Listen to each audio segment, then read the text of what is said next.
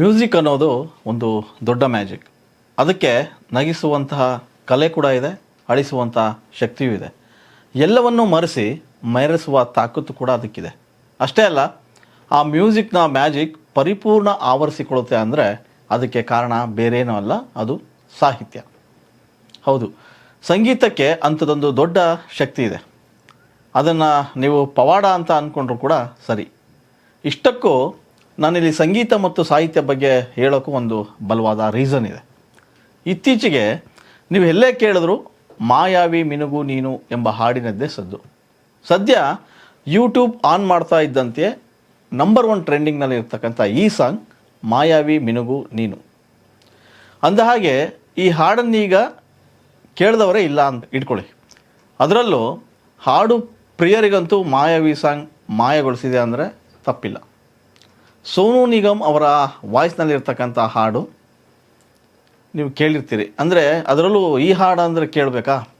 ಜೊತೆಗೆ ಅವ್ರ ಜೊತೆಗೆ ಸಂಚಿತ್ ಹೆಗಡೆ ಕೂಡ ಧ್ವನಿ ಕೂಡ ಸೇರಿಸಿದ್ದಾರೆ. ಸೊ ನವಂಬರ್ 6ನೇ ತಾರೀಕು ಸಲೀಂ ಸುಲೈಮಾನ್ ಮ್ಯೂಸಿಕ್ ಯೂಟ್ಯೂಬ್ ಚಾನಲ್ನಲ್ಲಿ ಈ ಹಾಡು ರಿಲೀಸ್ ಆಯಿತು. ರಿಲೀಸ್ ಆದಂಥ ಈ ಸಾಂಗ್ ಕೇವಲ 14 ದಿನದಲ್ಲಿ 52,46,000 ಕಿವಿಗಳು ಆಲಿಸಿವೆ ಅನ್ನೋದು ಇದೆಯಲ್ಲ, ಅದು ವಿಶೇಷ. ಕನ್ನಡದಲ್ಲಿ ಹಾಡುಗಳ ಕಾಲ ಮುಗೀತು ಅಂದ್ಕೊಂಡವ್ರಿಗೆ, ಮತ್ತು ವಿಡಿಯೋ ಆಲ್ಬಮ್ ಸಾಂಗು ಕೂಡ ಇನ್ನೇನು ಬರ್ತಾ ಇಲ್ಲ, ಅದ್ರ ಕತೆ ಕೂಡ ಮುಗೀತು ಅಂದ್ಕೊಂಡವ್ರಿಗೆ ನಿಜಕ್ಕೂ ಈ ಮಾಯಾವಿ ಸಾಂಗ್ ಇದೆಯಲ್ಲ, ಅದು ಒಂದೊಳ್ಳೆಯ ಉತ್ತರ ಅಂತ ಹೇಳ್ಬೋದು. ನಿಜ ಹೇಳ್ತೀನಿ, ಈ ಹಾಡು ಕೇಳಿದವರು ಒಂದೊಮ್ಮೆ ಕಿವಿಗೊಟ್ಟು ಕೇಳಿ ನೋಡಿ. ನೀವು ಯಾರ್ಯಾರು ಕೇಳಿಲ್ಲ ಅವ್ರು ಒಂದು ಸರಿ ಈ ಹಾಡನ್ನು ಕೇಳಿ, ಮಾಯಾವಿಯ ಧ್ವನಿಗೆ ಖಂಡಿತ ಕಳೆದೋಗ್ತೀರ.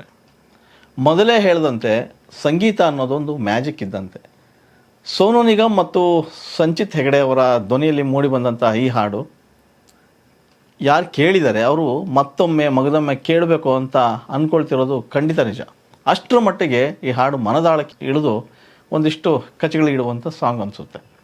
ಇಲ್ಲಿ ಗಮನಿಸಬೇಕಾದಂಥ ಮುಖ್ಯ ಅಂಶ ಅಂದರೆ ಸಂಗೀತ ಮತ್ತು ಸಾಹಿತ್ಯ ಒಂದಕ್ಕಿಂತ ಒಂದು ಅದ್ಭುತ ಅನಿಸೋ ಮಟ್ಟಿಗೆ ಈ ಹಾಡಿನ ಔಟ್ಪುಟ್ ಹೊರಬಂದಿದೆ. ಸಂಚಿತ್ ಹೆಗಡೆ ಅವರೇ ಆ ಸಂಗೀತ ಏನಿದೆ ಅದನ್ನು ಸಂಗೀತವನ್ನು ಕಂಪೋಸ್ ಮಾಡಿದ್ದಾರೆ.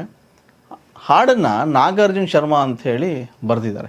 ನಿಜಕ್ಕೂ ಒಂದು ಒಳ್ಳೆಯ ಅದ್ಭುತ ಸಾಹಿತ್ಯ ಮತ್ತು ಅರ್ಥಪೂರ್ಣ ಇರುವಂತಹ ಗೀತೆ. ಇಲ್ಲಿ ಅವರ ಸಾಹಿತ್ಯ ಏನಿದೆ ಅದು ನಿಜಕ್ಕೂ ಮನಸ್ಸಿಗೆ ಮುದ ನೀಡುತ್ತೆ. ಅದೊಂದು ಹುಡುಗಿಗೆ ಹೋಲಿಸಿ ಬರೆದಿರುವಂಥ ಹಾಡು, ಹಾಗಾಗಿಯೇ ಅಷ್ಟೊಂದು ಗುನುಗುವಂತ ಆಗಿದೆ. ಯಾವುದೇ ಮೆಲೋಡಿ ಸಾಂಗ್ ಇರಲಿ, ಹುಡುಗಿ ಹಿನ್ನೆಲೆಯಲ್ಲಿ ಬರ್ತಕ್ಕಂಥ ಸಾಂಗು ಯಾವತ್ತೂ ಕೂಡ ಫೇಲ್ಯೂರ್ ಆಗಿಲ್ಲ, ಸೂಪರ್ ಹಿಟ್ ಸಾಂಗೇ ಆಗಿರ್ತವೆ. ಹಾಗಾಗಿ ಈ ಮಾಯಾವಿ ಹಾಡಿನ ಪಲ್ಲವಿ ಬಗ್ಗೆ ಹೇಳೋದಾದರೆ ಅದೊಂದು ನಿಜಕ್ಕೂ ಅದ್ಭುತ. ಮಾಯಾವಿ ಮಿನುಗು ನೀನು, ಮುಂಜಾನೆ ಬಿಸಿಲು ನೀನು, ಸಾಲದಿರು ಹಾಡು ನೀನು, ಬೇಕೆನಿಸೋ ಸಂಜೆ ನೀನು, ಎದೆಯ ಧ್ವನಿಗೆ ಬೆಳಕು ನೀನೇ, ನೀನಾದೆ ಅನ್ನೋ ಸಾಲುಗಳು. ನಿಜಕ್ಕೂ ಈ ಸಾಲು ಕೇಳ್ತಾ ಇದ್ದರೆ ಕೇಳಬೇಕನ್ಸುತ್ತೆ. ಪಲ್ಲವಿನೇ ಇದೊಂಥರ ಏನೋ ಇನ್ಸ್ಪಿರೇಷನ್ ಅನಿಸುತ್ತೆ. ಮತ್ತು ಮುಂದೆ ಹೊರದ ಭಾಗದಲ್ಲಿ ಯಾರಿರದ ರಸ್ತೆಯಲ್ಲಿ ಸಂತೈಸೋ ಅವಳೇ ಗಾಳಿ, ಸಾಗರದ ಬಾನಿನಲ್ಲಿ ಕಂಗಳಿಸೋ ಅವಳೇ ನೀಲಿ, ಸಮಯ ನೀನೆಂಥದ್ದೇ ಅವಳ ಅಂಗೈಯಲ್ಲಿ, ನಾನೂನು ಶರಣಾದೆ ಅವಳ ಗುಂಗಿನಲ್ಲಿ, ಸೋತೆ ಹೋದೆ ಅನ್ನೋ ಸಾಲುಗಳು ನಿಜಕ್ಕೂ ಅದ್ಭುತ ಅನಿಸುತ್ತೆ. ಅದರಲ್ಲೂ ಈ ಹಾಡಿನ ಜೊತೆಗೆ ಮೂಡಿಬಂದಿರತಕ್ಕಂಥ ಸಂಗೀತ ಇದೆಯಲ್ಲ, ಆ ಸಂಗೀತನೇ ಒಂದು ರೀತಿಯ ಮಜಾ ಕೊಡುವಂಥದ್ದು. ಇನ್ನು ಚರಣ ಬಗ್ಗೆ ಹೇಳಲೇಬೇಕು. ನೀ ಮೊದಲ ಮತ್ತು ಕೊನೆಯ ಆಸೆ, ನನ್ನ ಎದೆಗೆ ಹಿಡಿಸೋ ಭಾಷೆ, ಅನುರಾಗದಲ್ಲಿ ಕೊನೆ ಬೀದಿಯಲ್ಲಿ ನನಗೂ ನಿನಗೂ ಮನೆ ಮಾಡಿರುವೆ, ಒಳಗೆ ಬರಲು ತಡ ಇನ್ಯಾಕೆ, ಕಿಟಕಿಲೇ ನಾ ಕಾದೆ. ಈ ರೀತಿಯ ಸಾಲುಗಳು ನಿಜಕ್ಕೂ ಒಂದು ಏನೋ ಮೋಟಿವೇಶನ್ ಅನಿಸುತ್ತೆ. ಅಂದರೆ ಖುಷಿ ನೀಡುವಂಥ ಪದಗಳಿವು.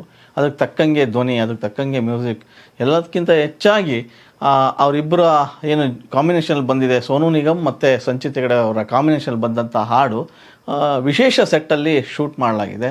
ಅದಕ್ಕೂ ನೋಡೋಕ್ಕೂ ಅಂದ ಮತ್ತು ಕೇಳೋಕ್ಕೂ ಚೆಂದ ಅನಿಸೋವಂಥ ಈ ಹಾಡು ಅವರಿಬ್ಬರ ಜುಗಲ್ಬಂದಿ ರೀತಿ ಕಾಣುತ್ತೆ. ನೀವೊಂದು ಸರಿ ಹಾಡು ನೋಡದೇ ಇರೋರು ಖಂಡಿತ ಈ ಹಾಡನ್ನು ನೋಡಿ ನಿಮಗೆ ಇಷ್ಟ ಆಗುತ್ತೆ. ಮೊದಲನೇ ಸರಿ ನೋಡಿದ್ರೆ ಚೆನ್ನಾಗಿದೆ ಅನಿಸುತ್ತೆ, 2ನೇ ಸರಿ ಕೇಳಿದ್ರೆ ಅದ್ಭುತ ಅನಿಸುತ್ತೆ, 3ನೇ ಸರಿ ನೋಡಿದ್ರೆ ವಾವ್ ಅನಿಸುತ್ತೆ, 4ನೇ ಸರಿ ನೀವು ನೋಡಿದ್ರೆ ಖಂಡಿತ ನೀವು ಅದಕ್ಕೆ ಅಡಿಕ್ಟ್ ಆಗಿಬಿಡ್ತೀರಾ. ಅಷ್ಟು ಅದ್ಭುತವಾದಂಥ ಹಾಡು. ಇದುವರೆಗೆ ಬಂದಿರುವಂತಹ ಮೆಲೋಡಿ ಆಲ್ಬಮ್ಗಳ ಪೈಕಿ ದಿ ಬೆಸ್ಟ್ ಆಲ್ಬಮ್ ಅಂತ ಮುಲಾಜಿಲ್ದೆ ಹೇಳ್ಬೋದು. ಯಾಕಂದರೆ ಈ ಹಾಡಿನ ಸ್ಪೆಷಲ್ ಅಂದರೆ ಅದು ಹೇಳಿದ್ನಲ್ಲ, ಸಂಗೀತ ಮತ್ತು ಸಾಹಿತ್ಯ. ಅದಕ್ಕೆ ತಕ್ಕಂತಿರುವ ಧ್ವನಿ, ಎಲ್ಲದಕ್ಕೂ ಹೆಚ್ಚಾಗಿ ಹಾಡನ್ನು ಇನ್ನಷ್ಟು ಅಂದಗಾಣಿಸಿರುವಂಥ ಆ ಸ್ಟುಡಿಯೋ ಸೆಟಪ್ಪು, ಆಮೇಲೆ ತುಂಬ ರಿಚ್ಚಾಗಿ ಕಾಣುವಂಥ ಹಾಡು ಸದ್ಯ ಎಲ್ಲರ ಬಾಯಲ್ಲೂ ಗುಣಗುವಂತಾಗಿದೆ. ನೋಡೋಕ್ಕೂ ಅದ್ಭುತ. ಅಂದರೆ ಅದಕ್ಕೆ ಏನು ನೀವು ನೋಡ್ತೀರಿ ಅದು ಅದ್ಭುತವಾಗಿ ಕಾಣುತ್ತೆ ಅಂತಂದರೆ ಕ್ಯಾಮ್ರಾಮನ್ ಅಭಿಷೇಕ್ ಶರ್ಮಾ ಇದಾರಲ್ಲ, ಅವರ ಕ್ಯಾಮ್ರಾ ಕೈ ಚಳಕ ಅಂತಲೇ ಹೇಳ್ಬೋದು. ಅಷ್ಟೊಂದು ಬ್ಯೂಟಿಫುಲ್ಲಾಗಿ ಆ ಸಾಂಗು ಮೂಡಿಬಂದಿದೆ.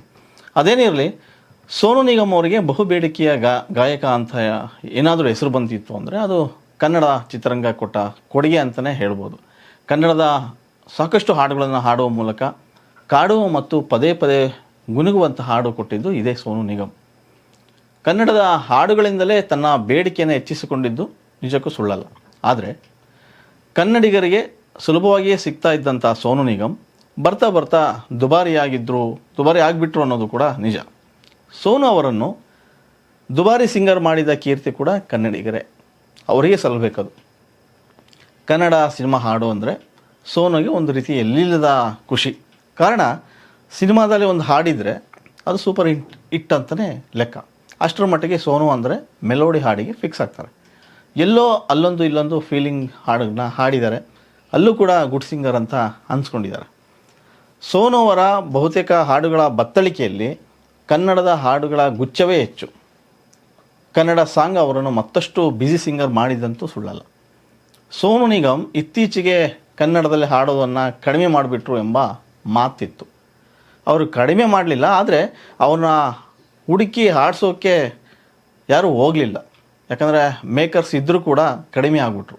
ಕಾರಣ, ಸೋನು ನಿಗಮ್ ತುಂಬ ದುಬಾರಿ, ಸಾಕಷ್ಟು ದುಡ್ಡು ತಗೋತಾರೆ ಒಂದು ಹಾಡಿಗೆ ಅನ್ನೋ ಸುದ್ದಿ. ಆದರೆ ಸೋನು ಹಿಂದೆ ಒಂದು ಸಂದರ್ಶನದಲ್ಲಿ ಹೇಳ್ತಾರೆ, ಹಾಡು ಸಂಗೀತ ಇಷ್ಟವಾದರೆ ನನಗೆ ಹಣ ಮುಖ್ಯ ಆಗೋದೇ ಇಲ್ಲ ಅಂತ ಹೇಳ್ತಾರೆ. ಸೊ ಆ ಹೇಳಿಕೆಗೆ ಅವರು ಇವಾಗಲೂ ಕೂಡ ಬದ್ಧರಾಗಿದ್ದಾರೆ. ಒಂದು ಒಳ್ಳೆಯ ಸಂಗೀತ ಅಥವಾ ಸಾಹಿತ್ಯ ಇದ್ದರೆ ಖಂಡಿತ ಅವರು ಯಾವ ಭಾಷೆಗಳಾದ್ರೇನು ಅವರ ಪ್ರತಿಭೆಗೆ ನಾವು ಈಗ ಜೈ ಅನ್ನಬೇಕು. ಸೋನು ನಿಗಮ್ ಸಾವಿರಾರು ಹಾಡುಗಳನ್ನು ಹಾಡಿರ್ಬೋದು, ಆದರೆ ಅವ್ರಿಗೆಲ್ಲೋ ಒಂದು ಕಡೆ ಒಂದೊಳ್ಳೆ ಹಾಡು ಹೇಳೋದು ಮಿಸ್ ಆಯಿತು ಅನ್ನೋ ಫೀಲ್ ಇದ್ದೇ ಇರುತ್ತೆ. ಅಂಥದ್ದೊಂದು ಬೇಸರವನ್ನು ಕೂಡ ಈಗ ಸೋನು ನಿಗಮ್ ಹೊರ ಹಾಕಿದ್ದಾರೆ. ಇತ್ತೀಚೆಗೆ ಏನು ಸದ್ದು ಮಾಡಿರುವ, ಈಗ ಮಾಡ್ತಾ ಇರುವ ಮಾಯಾವಿ ಹಾಡಿದೆಯಲ್ಲ, ಆ ಹಾಡಿನ ಕುರಿತು ಒಂದು ಸಂದರ್ಶನ ನಡೆಯುತ್ತೆ. ಸಲೀಂ ಮರ್ಚೆಂಟ್ ಅನ್ನೋರು ಆ ಸಂದರ್ಶನ ಮಾಡ್ತಾರೆ. ಅವರ ಜೊತೆ ಮಾತಾಡುವಾಗ ಈ ಒಂದು ಬೇಸರವನ್ನು ಸೋನು ನಿಗಮ್ ಹೊರ ಹಾಕ್ತಾರೆ. ಸಂದರ್ಶನದಲ್ಲಿ ಅವರು ಸಲೀಂ ಮರ್ಚೆಂಟ್ ಅವ್ರು ಕೇಳ್ತಾರೆ, ನನಗೆ ಆ ಹಾಡು ಇಷ್ಟ ಆಗಿತ್ತು, ಆದರೆ ಹಾಡೋಕ್ಕೆ ಮಿಸ್ ಆಯಿತು. ಪದೇ ಪದೇ ಗುನುಗುವಂಥ ಹಾಡು ನಿಮಗೆ ಅನಿಸಿದರೆ ಆ ಹಾಡು ಯಾವುದು ಅಂತೇಳಿ ಒಂದು ಪ್ರಶ್ನೆ ಕೇಳ್ತಾರೆ. ಸೋನು ಸೂಪರ್ ಹಿಟ್ ಹಾಡಿಗೆ ಧ್ವನಿಯಾಗಿದ್ದಾರೆ, ಮಾಯಾವಿ ಮೂಲಕ ಮತ್ತೆ ಸುದ್ದಿಯಾಗಿದ್ದಾರೆ. ಅವರಿಗೆ ಒಂದು ಹಾಡು ಕೂಡ ಹೇಳೋಕ್ಕಾಗಿಲ್ಲ ಅನ್ನೋ ಬೇಸರ ಇದ್ದೇ ಇರುತ್ತೆ.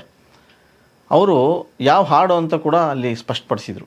ಬಹಳಷ್ಟು ಹಾಡುಗಳನ್ನು ಹಾಡಿದ್ದೀನಿ, ಅದು ಭಾಳಷ್ಟು ಹಾಡುಗಳು ಮಿಸ್ ಆಗಿವೆ, ಎಲ್ಲ ಹಾಡುಗಳು ಇಷ್ಟ. ಆದರೆ ಒಂದೇ ಒಂದು ಹಾಡಿನ ಮೇಲಂತೂ ನನಗೆ ವಿಶೇಷ ಪ್ರೀತಿ ಇತ್ತು, ಒಲವಿತ್ತು.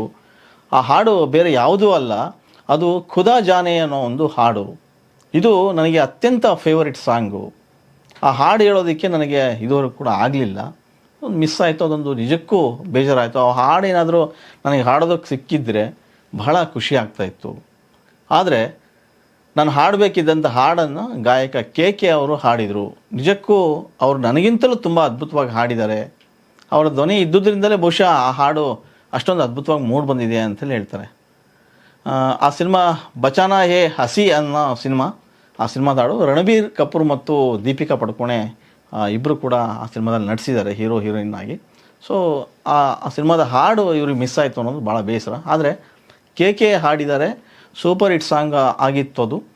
ಆದರೆ ಕೆ ಇವತ್ತಿಲ್ಲ, ಅವರ ಹಾಡು ಸೂಪರ್ ಹಿಟ್ ಆಗಿರೋ ಹಾಡಿದೆ ಅಂಥೇಳಿ ಸೋನು ಏನು ತಮ್ಮ ಬೇಸರನ್ನ ಹೊರ ಹಾಕಿದ್ದಾರೆ. ಅದೇನೇ ಇದ್ದರೂ ಸೋನು ನಿಗಮ್ ಈಗ ಸದ್ಯಕ್ಕೆ ಏನು ಕನ್ನಡದ ಮಾಯಾವಿ ಏನೋ ಹಾಡು ಹಾಡಿದ್ದಾರೆ. ಅದು ಎಲ್ಲ ಕಡೆ ಸಿಕ್ಕಾಪಟ್ಟೆ ಏನೋ ಟ್ರೆಂಡಿಂಗ್ನಲ್ಲಿದೆ. ಸಾಕಷ್ಟು ಜನ ಅದನ್ನೇ ಗುನುಗ್ತಾ ಇದ್ದಾರೆ. ಕವರ್ ಸಾಂಗ್ ಕೂಡ ಹಾಡ್ತಾ ಇದ್ದಾರೆ. ಬರೀ ನಮ್ಮ ದೇಶದಲ್ಲಿರ್ತಕ್ಕಂಥ ಅಷ್ಟೂ ಭಾಷೆಯ ಸಿಂಗರ್ಸ್ಗಳು ಹಾಡಿ ಆ ಹಾಡಿನ ಬಗ್ಗೆ ಮಾತಾಡಿದ್ದಾರೆ. ಒಂದಿಷ್ಟು ವಿಮರ್ಶೆಗಳು ಬಂದಿವೆ.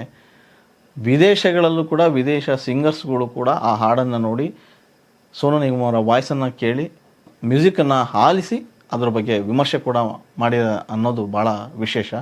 ಸದ್ಯಕ್ಕೆ ಮಾಯಾವಿ ಈಗ ಎಲ್ಲ ಕಡೆ ಸದ್ದು ಮಾಡ್ತಾ ಇದೆ. ಸೋನು ನಿಗಮ್ ಮತ್ತೆ ಕನ್ನಡದ ಒಂದು ಹಾಡಿನ ಮೂಲಕ ಮತ್ತೆ ಸುದ್ದಿಯಾದರು. ಇದರ ಜೊತೆ ನಮ್ಮ ಕನ್ನಡದ ಹುಡುಗ ಸಂಚಿತ್ ಹೆಗಡೆ ಕೂಡ ಇದ್ದಾರೆ ಅನ್ನೋದು ಹೆಮ್ಮೆಯ ವಿಷಯ.